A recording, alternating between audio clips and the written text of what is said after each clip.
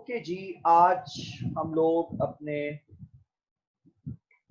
Previous lecture से अपना आगाज जोड़ने की कोशिश करेंगे और ऑलमोस्ट जो डेफिनेशंस कल मैं आप लोगों के साथ कर रहा था उसको हम कंक्लूड करेंगे और उसके साथ हम एक नए टॉपिक की तरफ बढ़ेंगे। सो यहाँ जो अभी डेफिनेशन लैंग्वेज के हवाले से जो ऑलमोस्ट आखिरी डेफिनेशन मैं करूंगा वो डी बार्टन की डेफिनेशन है, जिसके ख्याल में language is a symbolic system. Language क्या है? एक सिंबॉलिक सिस्टम है linking what goes on inside, जो हमारे अंदर चल रहा है ये उसको लिंक करता है। Suppose whatever you think, whatever your brain thinks, this is language which gives meaning, कि जो इसको मतलब दे। और यही what goes on inside our heads with what goes on outside. So whatever we feel, whatever we perceive, तो जो कुछ बाहर हो रहा है वो और जो कुछ हमारे अंदर चल रहा है ये उसको एक क्या देता है? इट गिव्स अ लिंक, ये उसको एक कनेक्शन प्रोवाइड करता है। And let me tell you in a straightforward way that language is entirely a symbolic system. Means to say, this is based on symbols. These can be auditory symbols and these can be, you can say, written symbols. So both types of symbols are included, because when somebody speaks in front of you, you understand the auditory symbols, and that's why you comprehend within your mind, and you can say you give your answer to the person who is talking with you. As I previously told you people that there is no connection between a word which is uttered or written and what it is referring to, कि उनके दरमियान आपको किसी किस्म का कोई connection नजर नहीं आएगा। I'm very much straightforward in this way कि आपको जो, क्योंकि ये entirely symbolic, और दूसरे नंबर पर it meditates between self and society। ये लैंग्वेज जो है ये मेडिटेट करती है किस पर? सेल्फ एंड सोसाइटी पर। व्हाट डज सोसाइटी थिंक, और या सोसाइटी कैसे बिहेव करती है और एक फर्द उसमें कैसे बिहेव करता है। What are the basic responsibilities of the society and a person. So ये डी बार्टन की जो डेफिनेशन है ये भी हमें एक तरह से लैंग्वेज को इंटरप्रेट करने का एक इजहार हमारे सामने दे रही है। फर्दर एक और डेफिनेशन जो नॉम चॉम्स्की की है। और according to transformational generative linguist like Noam Chomsky, language is the innate capacity, यानी ये कौन सी कैपेसिटी है? बिल्ट इन कैपेसिटी, यानी ये अल्लाह ताला की तरफ से आपके सिस्टम के अंदर जेनेटिकली लैंग्वेज फिट करके भेजी जाती है। लेकिन जो ए लैंग्वेज है, जिसका तस्करा मैंने अपने इंट्रोडक्टरी लेक्चर में किया था, I told you people we acquire from our society. तो language is the innate capacity of native speakers. ये जो नेटिव स्पीकर्स हैं, ये उनकी इनेट कैपेसिटी है to understand and form grammatical sentences, कि जिसके जरिए हम लोग अंडरस्टैंड कर सकते हैं एंड फॉर्म और बना सकते हैं ग्रामेटिकल सेंटेंसेस, कि जो हमसे बोल रहा है हम उसके जुमलों को समझ सकते हैं, और जो हमें कहा जा रहा है, जो हम कह रहे हैं, जो हम नए जुमले बना रहे हैं, वो हमारा जो मुखातिब है वो इसको अंडरस्टैंड कर सकता है। तो नॉम चॉम्स्की इसको इनेट कैपेसिटी कहता है, जो कि एब्स्ट्रैक्ट फॉर्म में जेनेटिकली आपके अंदर शामिल है। आप मसलन, इसको मैं आसान लफ्जों में आपको मैं बता देता हूं कि कुदरत ने आपके अंदर एक प्लेन सीडी रखी हुई है, और उस सीडी को आपकी सोसाइटी राइट करती है। आप समझ है ना कि सीडी राइट की जाती है, सीडी के ऊपर मतलब कुछ चीज जो है वो राइट की जाती है, जिससे जो उसके वो सीडी जो है वो अपने अंदर वो डाटा। अब ये एक बात याद रखिएगा, जो कुछ सोसाइटी उस सीडी के अंदर, ब्लैंक सीडी के अंदर राइट करेगी, सीडी बार बार उसी जो है उसी चीज को प्ले करेगी। ये एक बहुत मतलब, सपोज अगर सोसाइटी जो है वो मल्टीलिंग्विस्ट है, जिसमें एक वक्त में कई जुबानें बोली जाती हैं, तो let me tell you in a straight forward way कि वो बच्चे की उस सीडी के ऊपर मल्टी जो है वो लैंग्वेजेस जो है वो सामने आ रही है, और वो मल्टी लैंग्वेजेस में टॉक कर रहा होगा, वो मल्टीलिंग्विस्ट होगा। सो इस तरह से हम लोग जब भी इस चीज को मतलब टेक ऑन करेंगे, will make sure that language is a unique phenomena, कि ये एक यूनिक फिनोमिना है जिसके ऊपर इंसानी सोसाइटी का सारा सिस्टम जो है वो चल रहा होगा। So anthropologists regard language as a form of cultural behavior, कि एंथ्रोपोलॉजिस्ट जो हैं वो लैंग्वेज को क्या कहते हैं? फॉर्म ऑफ कल्चरल बिहेवियर, कि ये कल्चरल बिहेवियर की एक फॉर्म है। और जो एंथ्रोपोलॉजिस्ट के ख्याल में कल्चरल बिहेवियर, कि एक इंसान अपने कल्चर में किस तरह से बिहेव करता है, लैंग्वेज उस बात को एक्सप्रेस करती है। सोशियोलॉजिस्ट इसको as an interaction between members of social group, ये सोशल ग्रुप, एक सोशल ग्रुप के अंदर जो मेंबर्स हैं, इसके सोसाइटी के अंदर जो लोग हैं वो आपस में एक दूसरे के साथ किस तरह से इंटरेक्शन करते हैं।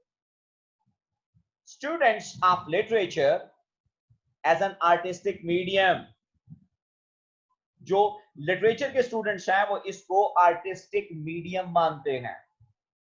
Philosophers as a mean of interpreting human experience, कि जिससे ह्यूमन एक्सपीरियंस को इंटरप्रेट किया जा सकता है, फिलोसफर उसके साथ इसको मतलब जो है वो एसोसिएट करता है। Language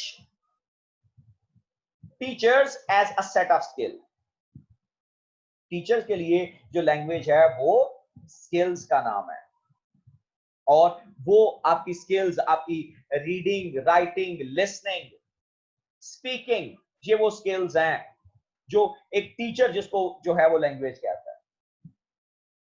so truly language is such a complex phenomena that to define it in terms of a single level of knowledge, behavior, skill, habit, an event, or an object cannot solve the problem of its definition. कि इससे हम कभी भी इसकी definition को, इसके issue को हम सॉल्व नहीं कर पाएंगे। ये एक बात कैटेगोरिकली क्लियर है। सो एक डेफिनेशन से आज तक कोई ऐसी मुतफिक डेफिनेशन नहीं है जिसके जरिए ये माना जाए कि ये वो लैंग्वेज की खत्मी डेफिनेशन है जिसके ऊपर तमाम लिंग्विस्ट जो हैं वो बिलीव करते हैं। तो none of the above definitions are perfect. Each of them just hints at certain characteristics of language. कि हर एक जो है वो कुछ खूबियां हमें बतलाती। So it is quite appropriate for us कि बजाय इसके कि हम लैंग्वेज को डिफाइन करें, ये ज्यादा बेहतर होगा कि हम इसकी कैरेक्टरिस्टिक्स के ऊपर जो है वो फोकस करें, because characteristics are more important. जो इसकी कैरेक्टरिस्टिक्स हैं वो ज्यादा हमारे लिए अहम होगी एज कंपेयर टू कि हम बात करें कि जनाब जो है वो लैंग्वेज, फर्दर हम इसमें अपने आप को एंगेज कर लें कि लैंग्वेज की डेफिनेशन है क्या है। तो आगे नेक्स्ट जो मेरा आपके साथ सिलसिला जुड़ने लगा है वो लैंग्वेज की कैरेक्टरिस्टिक्स के साथ जुड़ेगा कि लैंग्वेज क्या है, लैंग्वेज किस तरह से बिहेव करती है, या व्हाट लैंग्वेज एक्चुअली इज। सो यहां मैं आपके साथ कैरेक्टरिस्टिक्स ऑफ लैंग्वेज के हवाले से कुछ मटेरियल जो है वो आपके साथ शेयर करने लगा हूं।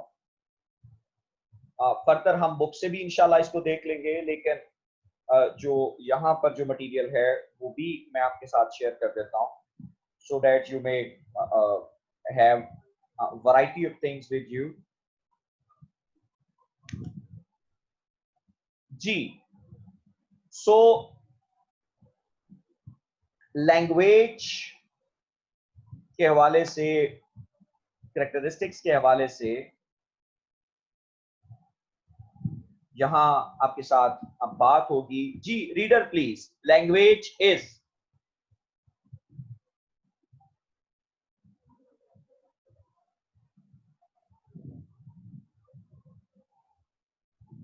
Reader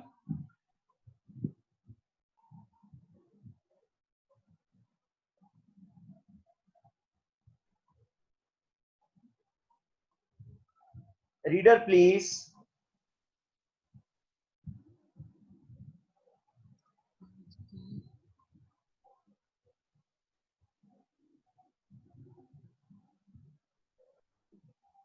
Language is an inseparable part of human society. हाँ, inseparable part of human society.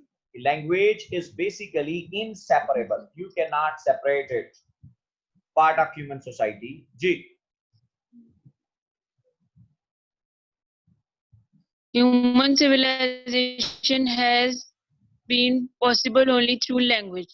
हाँ, जो इंसानी जितनी भी तहजीब है वो सिर्फ और सिर्फ लैंग्वेज के जरिए ही पॉसिबल है।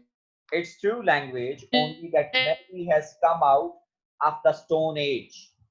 कि हम लैंग्वेज की वजह से ही आज पत्थर के जमाने से बाहर निकल पाए, and has developed science, art and technology in a big way, कि हम साइंस और टेक्नोलॉजी को एक बेहतर तरीके से हम लोग जो है वो आज डेवलप कर सके। यानी आज जितनी भी आपको डेवलपमेंट नजर आ रही है in the field of science and technology, let me tell you in a straight forward way that the credit goes to language. जी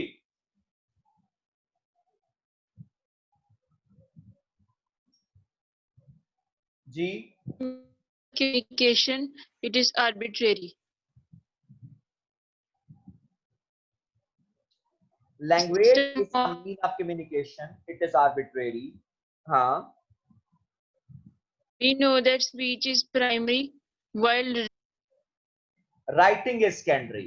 तो ये बात भी हमें यहाँ पर कैटेगोरिकली क्लियर होनी चाहिए कि हमारी स्पीच जो है वो प्राइमरी है, जबकि हमारी जो राइटिंग होती है, किसी भी लैंग्वेज को लिखना जो होता है वो सेकेंडरी है। Language is human, language is human, ये इंसानों तक है। So it differs from animal communication. ये कल जो प्रीवियस लेक्चर के अंदर जो मैंने आपको एडवर्ड सैपर की डेफिनेशन की थी, वो मैंने आपके सामने कैटेगोरिकली चीजें आपको बता दी कि animal communication is entirely different from those of human beings. Language can have scores of characteristics, but the following are the most important ones कि ये arbitrary है, ये productive है, creative है, systematic है, vocalic है, social है, non instinctive है और conventional। conventional ये चीजें जो हैं वो almost मतलब इनमें से जो है वो मैं आपके साथ शेयर कर चुका हूं। और ये जो characteristics of language हैं set human language apart from animal communication। इनमें से कुछ फीचर्स की हम लोग जो हैं वो यहाँ पर बात भी करेंगे कि किस तरह से लैंग्वेज जो है वो काम करती है या किस तरह से ये हमारे पास मौजूद है। जी नंबर 1,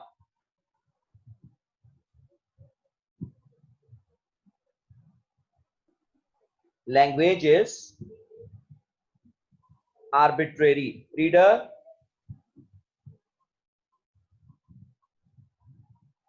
I think so.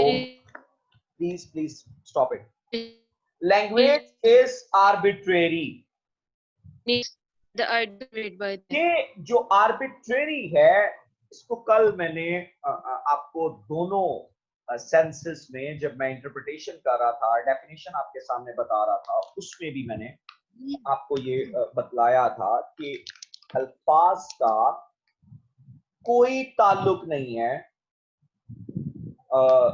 जो है वो एक होता है कि जिसकी तरफ हम इशारा कर रहे होते हैं, रेफरेंट एंड रेफरेंड। सो जो रेफरेंट है, जो लफ्ज है हमारा, उसका ताल्लुक कॉन्सेप्ट के साथ नहीं है। सपोज आपके सामने मतलब मैंने कल भी मिसालें दी, आज फिर मैं दोबारा से कोट करूंगा कि pen is a 3 letters word. कि पेन जो है वो 3 हरूफ का, 3 लेटर्स का ये मजमुआ है, या इसमें 3 साउंड्स आ रही है, 3 साउंड्स का ये मतलब जो है वो कॉम्बिनेशन है। लेकिन जो नीडल है वो इससे मतलब 4 साउंड्स या ज्यादा लेटर्स का मजमुआ है, कि ये 4 साउंड्स पर मबनी है या, लेकिन आप अंदाजा करें कि नीडल इज कंपैरेटिवली, या एलिफेंट। अब ये हम लोग इसको ये नहीं कह सकते कि ये चूंकि स्पेलिंग में ये लफ्ज ज्यादा है तो ये उतनी ही बड़ी चीज है, या लेटर्स में ये लफ्ज ज्यादा है तो ये उतनी ही बड़ी चीज होगी। No, entirely not the cases. ये जो आर्बिट्रेरीनेस है लैंग्वेज की, ये दुनिया की तमाम जबानों के अंदर, चूंकि अब हम यहां पर किसी पर्टिकुलर लैंग्वेज की बात नहीं कर रहे, बल्कि हम यहां पर दुनिया के अंदर बोली जाने वाली तमाम जुबानों की बात कर रहे हैं। दुनिया के अंदर कही जाने वाली जो तमाम लैंग्वेजेस हैं, हम उनकी बात कर रहे हैं। सो हमें ये कहने में कोई आर महसूस नहीं होता कि दुनिया की तमाम लैंग्वेजेस या language as a human phenomena, इसमें आर्बिट्रेरीनेस का फैक्टर जो है वो एग्जिस्ट करता है। इसी तर्ज के साथ एक लफ्ज दुनिया की किसी जुबान में किसी और तरह से बोला जाता है, दूसरी में किसी और तरह से, तीसरी में किसी और तरह से। सपोज इंग्लिश लैंग्वेज में जो वुमेन है वो उर्दू में ये औरत हो जाता है, पर्शियन में ये जन है और अरेबिक में ये निसा है। सो इन चारों लैंग्वेजेस में, और फेमाइन इन फ्रेंच है। मसलन अब 4-5 मैंने आपके सामने एग्जांपल्स कोट कर दी हैं कि अब इनको दुनिया की मुख्तलिफ ज़ुबानों के अंदर मुख्तलिफ तरीके से प्रोनाउंस किया जाता है, और आप देख रहे हैं कि इनकी साउंड भी इंटायरली आपको डिफरेंट नजर आ रही है। कि मतलब फीमेल जो है वो आपको फीमेल ह्यूमन बीइंग जो है वो इंग्लिश में वुमेन, उर्दू में औरत, ज़ैन इन पर्शियन, फ्रेंच में फेमाइन, अरेबिक में मैंने आपको निसा कहा, और दुनिया की दीगर जबानों में किसी और तरह से मतलब जो है वो जो है वो बोला जाता है। हिंदी में अब इसके लिए लफ्ज नारी बोला जाता है कि नारी का मतलब भी औरत ही है। सो जो चॉइस ऑफ वर्ड है, अब अगर आप औरत पर ईरान में जाके बोलेंगे तो परहैप्स ईरानी जो है वो इस चीज को ना समझ, और इसी तरह से एक आप जापानीज के सामने जाके वेमेन कॉल करते हो, या चाइनीज के सामने जिसको इंग्लिश नहीं आती तो वो वेमेन को नहीं समझ सकेगा, वो इस टर्म को नहीं अंडरस्टैंड कर सकेगा। और ईरानी जो है वो अगर टर्की में चला जाए और वहां पे जान बोलता है तो परहैप्स ये पॉसिबल नहीं होगा कि वहां पे समझा जाए। तो वो जो चॉइस ऑफ वर्ड है जो एक पर्टिकुलर कॉन्सेप्ट को रिफ्लेक्ट कर रही है कि वुमेन एक आपका रेफरेंट है जो किसी कॉन्सेप्ट की तरफ जो है वो रेफर करता है। तो वो जो एक इंसानी शक्ल में जो फीमेल है वो हमारा जो कॉन्सेप्ट होगा, इस वजह से कि ये क्या दुनिया में हम पहले लोग मतलब जो है वो हम कम्युनिटी हैं, या सॉरी पाकिस्तान में हम पहले लोग हैं जो लफ्ज औरत बोल रहे हैं, हमसे पहले बोला जा रहा है। तो ये जो औरत है ये कन्वेंशनल मतलब ये जो वर्ड है ये कन्वेंशनल है, और आप इसके लिए जो जितने इन सब पर आप ये देख पा रहे हो कि ये आर्बिट्रेरीनेस मौजूद है। हम ये अज्यूम करते हैं कि ये आर्बिट्रेरीनेस सिर्फ एक जुबान में नहीं, दुनिया की हर जुबान के अंदर है। जो चॉइस ऑफ वर्ड है selected to mean a particular thing और आइडिया इज प्योरली आर्बिट्रेरी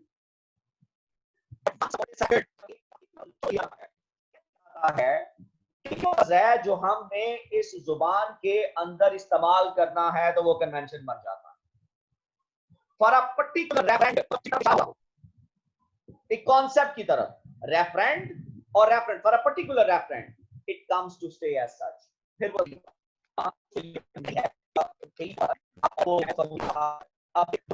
लफ्जी जो मतलब होगा वो ऑलमोस्ट आपको सिमिलर नजर आएगा, लेकिन फिर यहां पर एक पॉपुलर है, औरत जो है वो पॉपुलर टर्म है, खतून या बीबी ये भी उर्दू जुबान के अंदर हम बोलते हैं। तो इट कम्स टू, ये फिर अल्फाज वैसे के वैसे रहते हैं। और जब भी आप औरत बोल लें, बीबी बोल लें, खतून बोल लें, ये एक ही कॉन्सेप्ट को रेफर कर रहे हो। तो it may be noted that had language been arbitrary, कि अगर ये आर्बिट्रेरीनेस ना होती,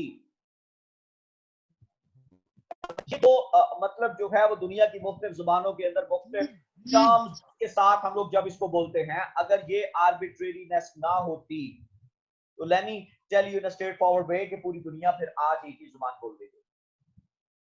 ये आर्बिट्रेरीनेस है, तो जिसकी आप ये अज्यूम करते हैं कि ये मतलब ट्रबल्स, जो लैंग्वेज के अंदर ये प्रॉब्लम जो है वो भी एग्जिस्ट कर रहे हैं, या सॉरी दुनिया के अंदर दीगर लैंग्वेजेस जो हैं वो भी एग्जिस्ट कर रहे हैं। दूसरे नंबर पर जब भी हम बात करते हैं language is social, reader please, Language is set up conventional communicative signal, signals used by conventional, humans. असल फिर ये देखिएगा, ये लफ्ज कन्वेंशनल है। when it stays, when a word stays in a language, then it becomes a convention. Then it is followed by all the society. It is implemented all the society. तो set of conventional communicative signals, ये क्या है हमारे पास? Signals जो human being used by human being, कि जिसको इंसान जो है वो अपनी कम्युनिटी के अंदर जो है वो इस कोई भी कन्वेंशनल सिग्नल्स और ये जो कन्वेंशनल, ये पूरी की पूरी सोसाइटी जो है वो इसको अंडरस्टैंड करे। तो in the sense is a possession of set of rules. ये जो सिग्नल्स हैं, कल भी मैं आपको बता रहा था कि ये जो सिग्नल्स हैं comprising an indispensable set of rules, के कुछ ना कुछ इनके लिए इंडिस्पेंसेबल रूल्स बनाए जाते हैं। हम लोग, आप अंदाजा करें ना यहां पे कि क्या आप में से किसी ने इस लफ्ज को कुछ यूं प्रोड्यूस किया हो?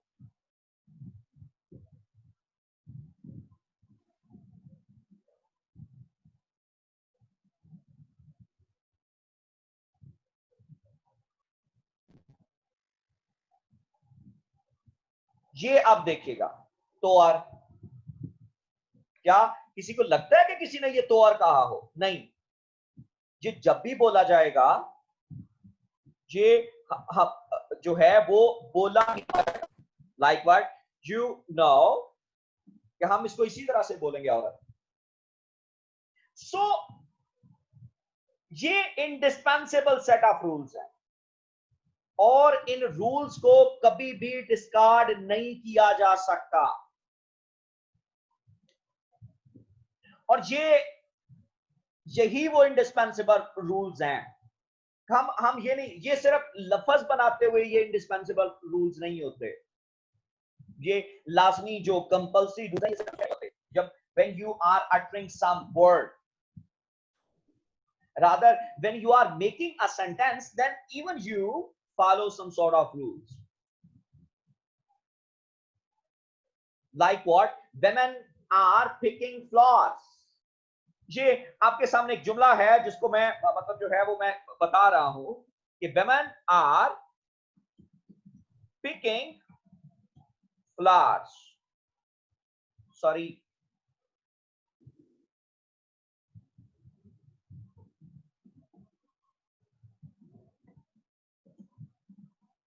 आप से मुझे कोई एक बता दे कि किसी ने ये कहा हो कि पिकिंग वुमेन कहा हो। not a single one among you। जिसने ये जुमला कुछ यूं बोला होगा, ये जब भी बोला जाएगा वो इसी तरह से, या flowers are being picked by women,